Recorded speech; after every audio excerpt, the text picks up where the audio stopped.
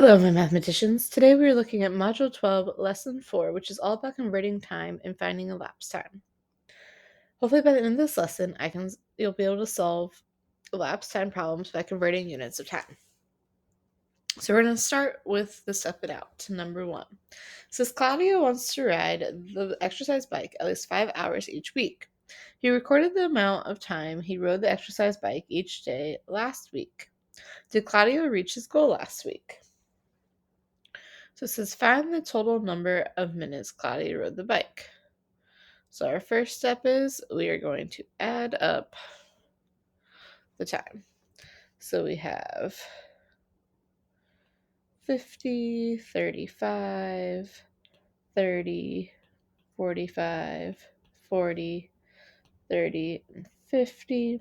We add that together, we get 10, 6, 9, 12, 16, 20, 23, 28. So we get 280 minutes. Then it says, how can you convert the number of minutes to the number of hours? Well, there's 60 minutes in an hour, and we're going from small to large, so we need to divide. So we're going to divide by 60. So how many hours did Claudio ride the exercise bike last week? Write the answer as a mixed number. Well, we have 280 divided by 60. I'm going to divide out my 0, so I'm going to divide by 10 to make it 28 divided by 6. So 6 goes into 28 4 times.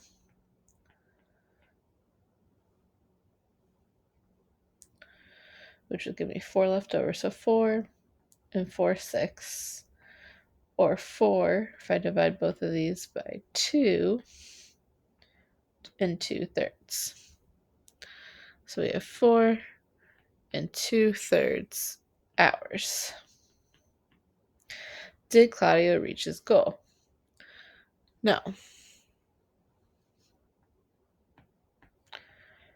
Because 4 and 2/3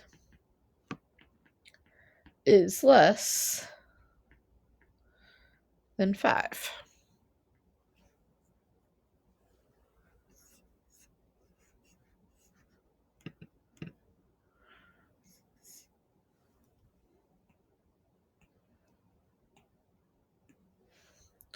So number 2 says Abram arrives at the swim meet at 9:30 a.m. and stays for 225 minutes. At what time does he leave? Find the number of hours Abram is at the swim meet. Convert 225 minutes to the number of hours. For how many hours is Abram at the meet? Well, we're going to 225 divided by 60. 60 doesn't go into 2. Doesn't go into 22, so we have to look at the whole thing. But I know 6 goes into 22 3 times, so I'm going to guess about 3. 3 times 0 is 0. 3 times 6 is 18.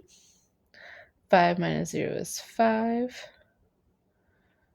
12 minus 8 is 4. So then we would have 3 hours and 45 minutes.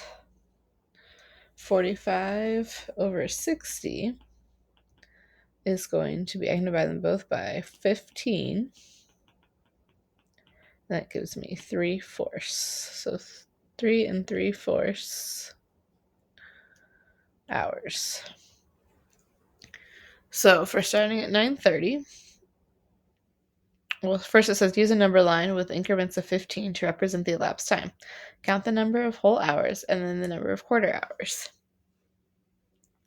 So if we start at 9:30, we want to go 3 hours. So here we would be at 10:30. So they'd have one jump. And then we have 11:30. and then 12:30. So we're going to go here, and then we have to go 3/4. So 1, 2, 3. And we would have, so this would be 12:45, 1, 1:15. So that means he leaves at 1:15 p.m. And that is all for today's lesson. Hopefully, you're now able to solve elapsed time problems by converting units of time.